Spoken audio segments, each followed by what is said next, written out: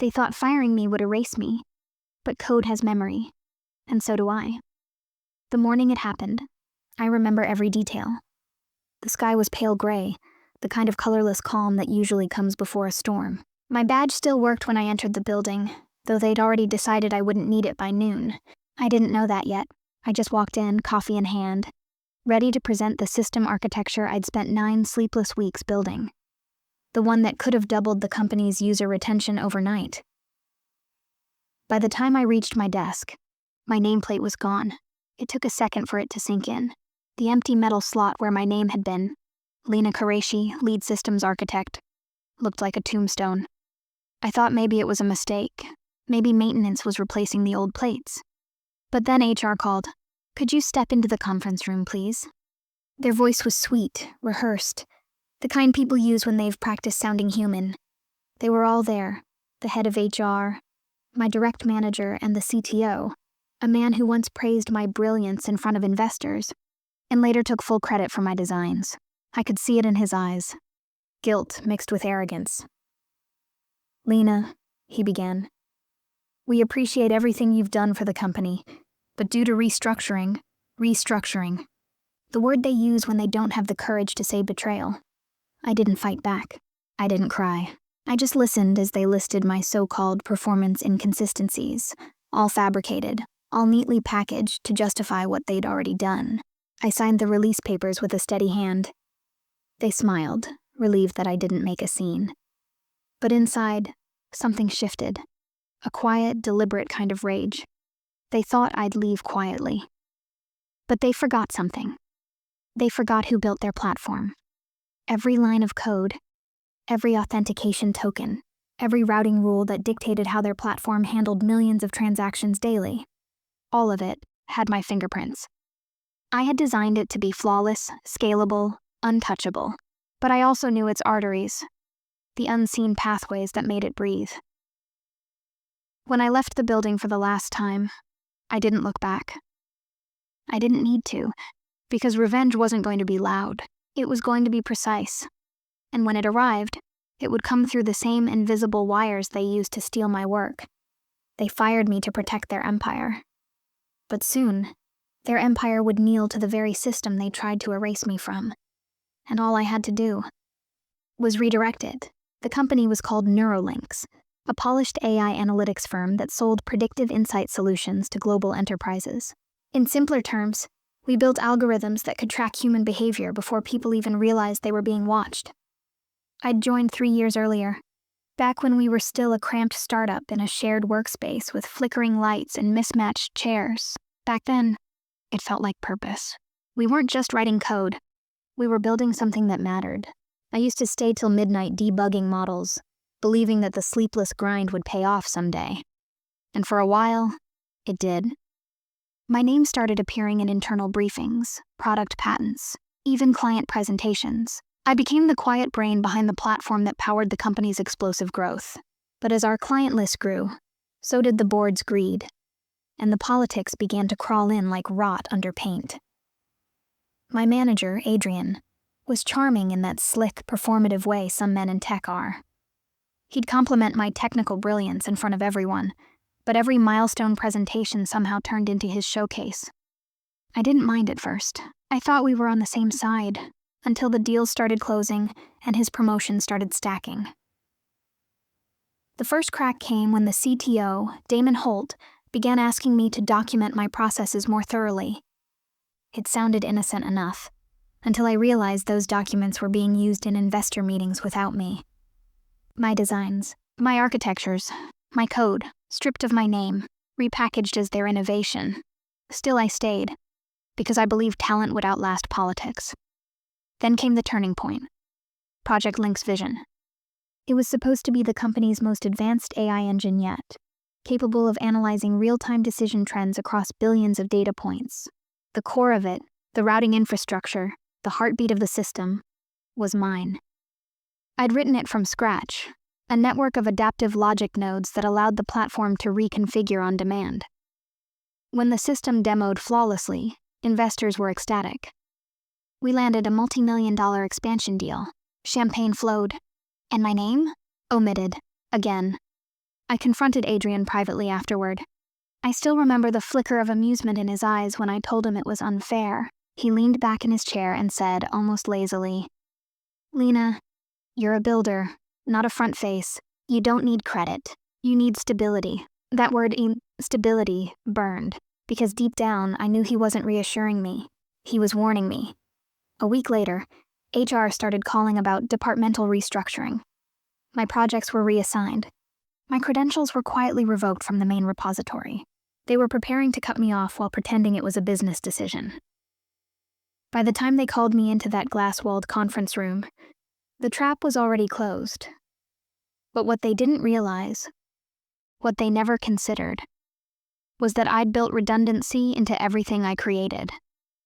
A silent network of trace paths, invisible to the untrained eye, buried deep in the system's framework. It wasn't malicious, just insurance. Every good architect builds fail-safes. Mine just happened to be powerful. After the firing, I spent a week in silence. No rage, no tears, just a slow, simmering clarity. Because when you spend years being erased, something changes in you. You stop asking for fairness. You start preparing for balance. And I knew exactly where to start. With the one thing they couldn't take from me, the architecture itself. The first week after I was fired, I couldn't bring myself to open my laptop. The thought of staring at a blank screen, the same kind that had once carried my life's work, made me feel hollow. My apartment felt too quiet, the kind of quiet that rings in your ears and makes every thought echo louder. But silence doesn't last forever, especially when betrayal keeps replaying like a corrupted loop. On the 8th day, I finally sat down. Logged in, and there it was, the ghost of everything I'd built. Public announcements, press releases, product demos, all celebrating Neuralinx's revolutionary AI re-architecture. I watched Damon, my ex-CTO, on a live stream, smiling confidently as he described his team's innovation. My code, my structure, my work, wearing someone else's name. It was more than theft. It was identity murder. I opened the public-facing logs of the platform, curious, cautious. They'd changed the UI, added buzzwords, wrapped everything in shiny presentations. But the spine of it. The same logic nodes I'd written, the same data pipelines I'd configured line by line. They hadn't rewritten a thing. They'd just repainted it. And worse, they were expanding. Fast. Integrating with new corporate clients, promising unprecedented data reliability. That phrase made me laugh bitterly. Because I knew the truth. Neuralinx's reliability existed only because of my adaptive routing system, the one they didn't even understand. They were running an empire on machinery they couldn't maintain without me. The more I watched, the clearer it became. They'd overextended. My architecture was strong, but it had rules. It required constant oversight, key parameters tuned to dynamic inputs I used to manually monitor. Without that balance, the system would start misrouting internal traffic. Not enough to crash, but enough to create blind spots, invisible black holes in data flow. And that was when the thought appeared. Sharp, uninvited, but impossible to ignore. I could turn their own brilliance against them. At first, I told myself I wouldn't, that I was above it. But every new headline, every investor call, every post where Adrian bragged about his team's genius chipped away at that restraint. Justice doesn't come to those who wait. It comes to those who design it. So I began to plan, not recklessly, not impulsively. I mapped every known access point, every API layer still linked to the original framework. Because even though they'd revoked my credentials, they'd forgotten about something. The legacy dev environments, the ones still pinging my old private server for cache syncs. They thought they'd erased me. But in their arrogance, they'd left an open door, a forgotten thread leading straight into their heart. I didn't intend to destroy them. Not yet. Destruction would be too easy, too fast. I wanted them to feel the instability. Watch their system twitch, doubt their control. And when the panic began to spread inside those glass offices, they would remember me. Not as an employee, not as a casualty, but as the architect they tried to bury. Only this time I wouldn't be silent. It was a late night in my apartment when the real betrayal unfolded. The room was dark except for the soft blue glow from my screen, lines of code scrolling like silent confessions. I'd been tracing data streams from Neuralinx's public platform just to see how deep their arrogance ran. That's when I saw it, a new endpoint, a fresh deployment node that hadn't existed when I was there. Curiosity made me click. One line led to another, then another. And suddenly, my stomach turned. They were licensing my routing system, my exact architecture, to a government analytics division overseas. A multi-million-dollar deal. They had turned my design into a proprietary technology, rebranded it under Damon's patent, and signed an exclusivity clause in his name. I stared at the contract metadata, the timestamps, the patent filing IDs, all stolen, all scrubbed clean of me. 3 years of work, erased from history, monetized by the very men who told me I was too emotional for leadership. My hands trembled. I wasn't angry anymore. Anger is sharp, temporary. This was colder, something steadier, almost surgical. Because this wasn't just corporate theft. It was a violation of identity, and then I saw something else. A memo buried deep in the source repository. An internal audit trail that referenced my unauthorized redundancies, the very trace paths I'd built as safeguards. My safeguards. They'd discovered them, misunderstood their function, and labeled them security vulnerabilities. To fix them, they'd outsourced the patch to a junior contractor, one who'd carelessly overwritten half the adaptive logic nodes. Which meant the architecture was still vulnerable. The patch didn't close my pathway. It just bent it. In their rush to claim ownership, they'd opened a silent fracture, one that only I could see. That's when the memories started to surface. The meetings where Adrian spoke over me, the emails Damon forgot to copy me on, the performance review that cited my lack of communication after they'd restricted my access. But one memory stood out above all. The company's town hall 2 weeks before they fired me. Adrian was on stage showing a slide deck with my diagrams. I was standing in the crowd watching him bask in applause. When he said, "Innovation isn't about individuals, it's about teamwork," he looked directly at me. A faint smirk, one I hadn't noticed then, now burned in perfect detail. That smirk was all I could see as I read the leaked emails. Internal conversations between Damon and Adrian, joking about offloading me before the product launch. "She's too smart for her own good," one line said. "Better to remove the risk early." I remember laughing quietly, a sound that didn't feel like mine. It was bitter, detached, because suddenly everything made sense. The restructuring, the silence, the fake empathy. It was never about performance. It was about ownership. They hadn't just fired me. They'd stolen the very thing that defined me, and then replaced me with my own creation. That night, I didn't sleep.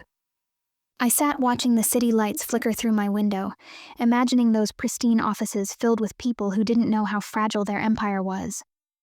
I could end them in seconds. One misroute command, and the entire system would collapse under recursive loops. But that would be too merciful.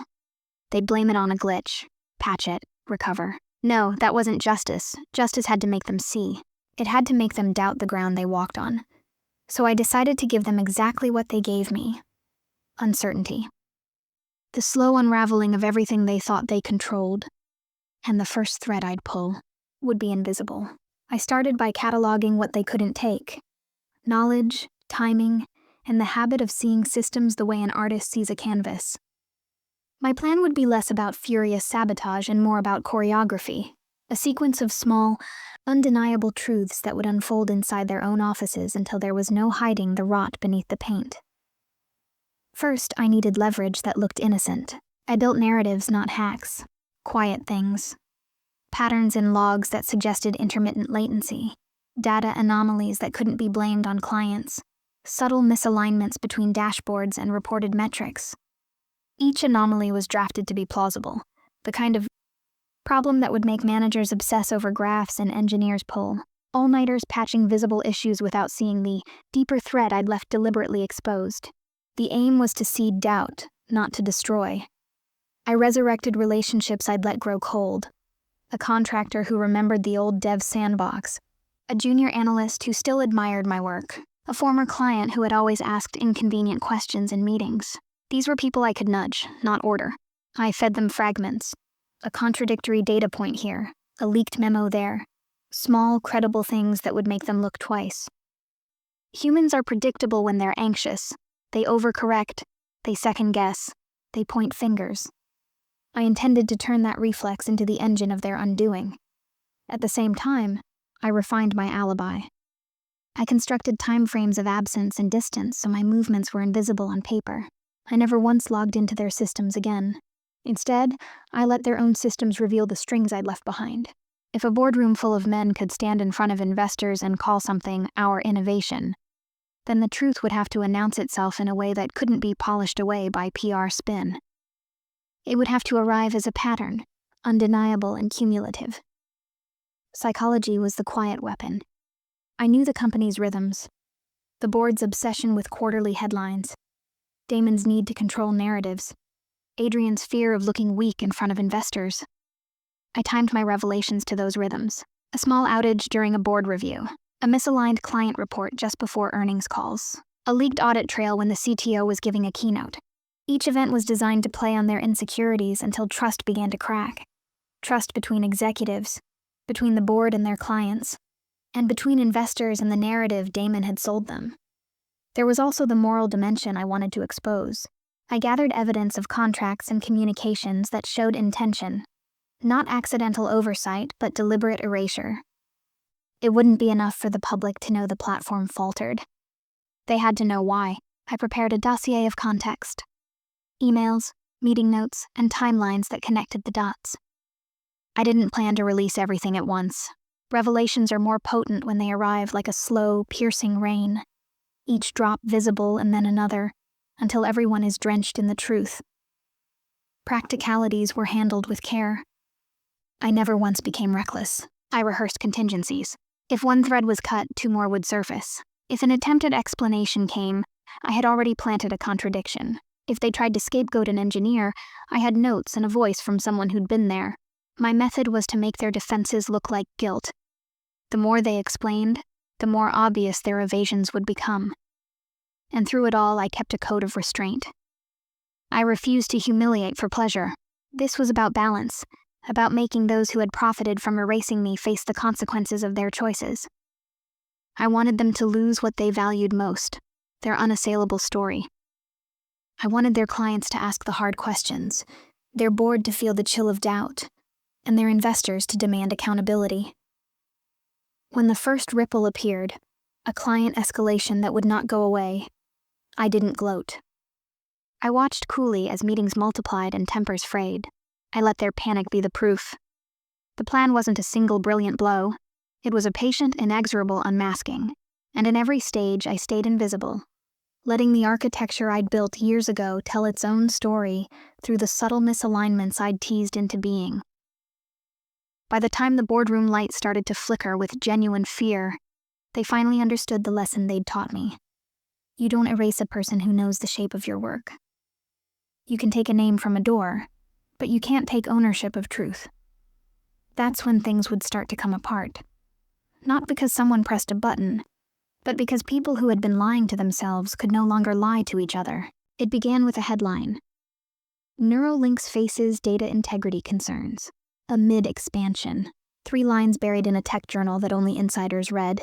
The kind of article that seems harmless until investors start calling. From there, it spread like a quiet fever. Clients demanded explanations. Users noticed inconsistencies in analytics dashboards. Every new patch they deployed made the system twitch harder, misaligning data streams in unpredictable ways. Inside the company, I could almost feel the chaos rippling through glass corridors. My old contacts fed me whispers, urgent meetings, midnight calls, boardroom tension. Adrian had reportedly snapped at an engineer during a stand-up, accusing them of tampering with production.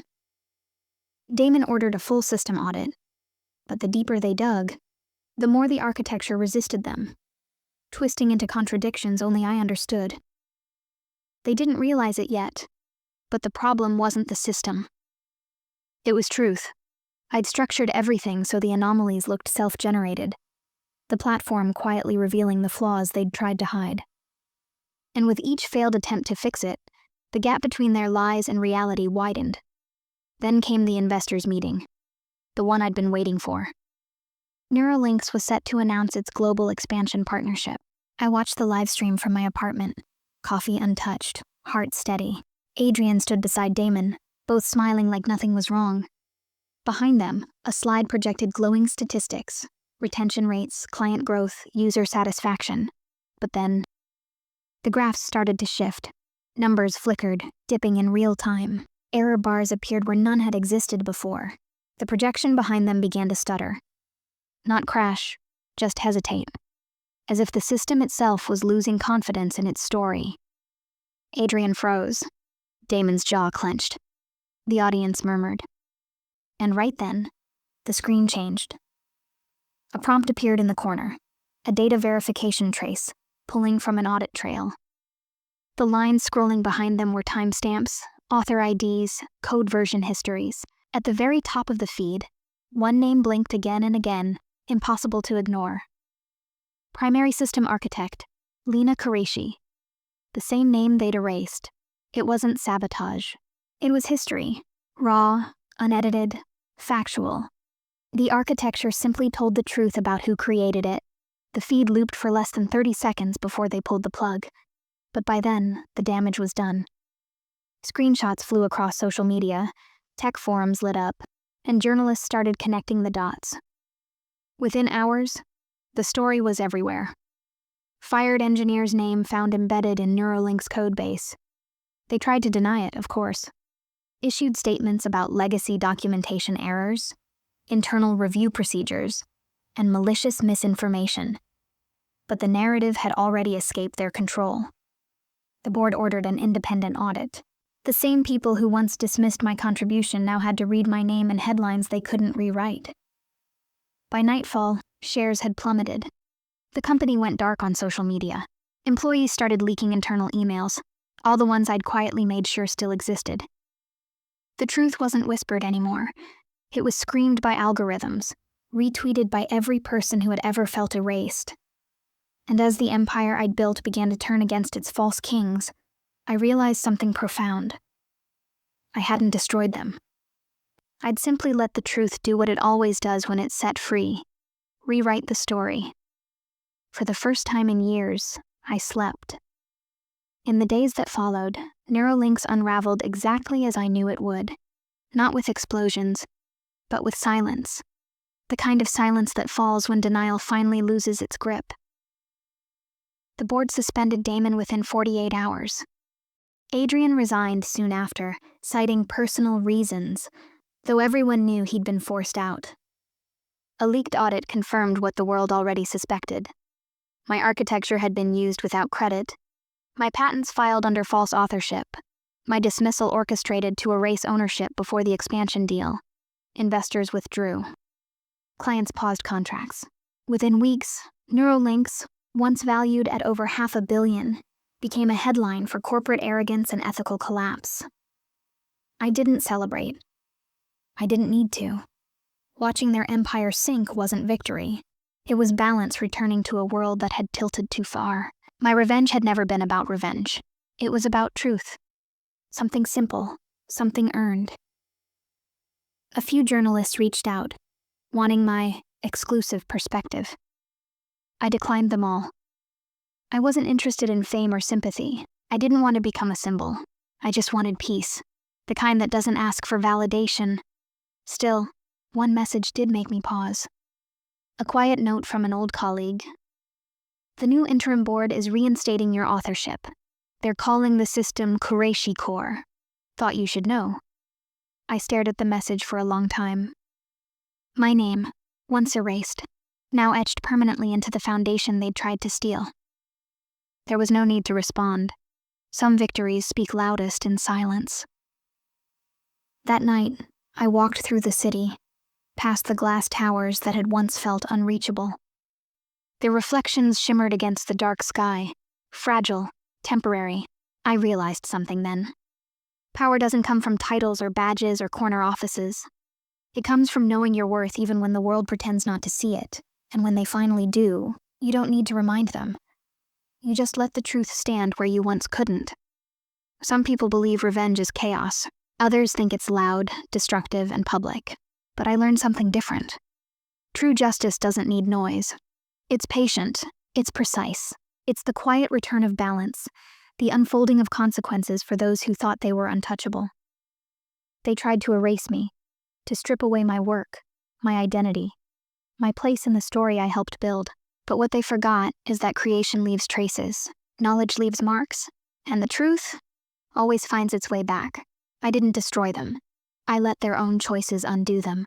And in that, I found something far more powerful than victory: clarity, dignity, and the knowledge that no one can claim what is rightfully yours if you understand its worth. This is Karma Unfolded, where every secret finds its reckoning. Don't forget to subscribe.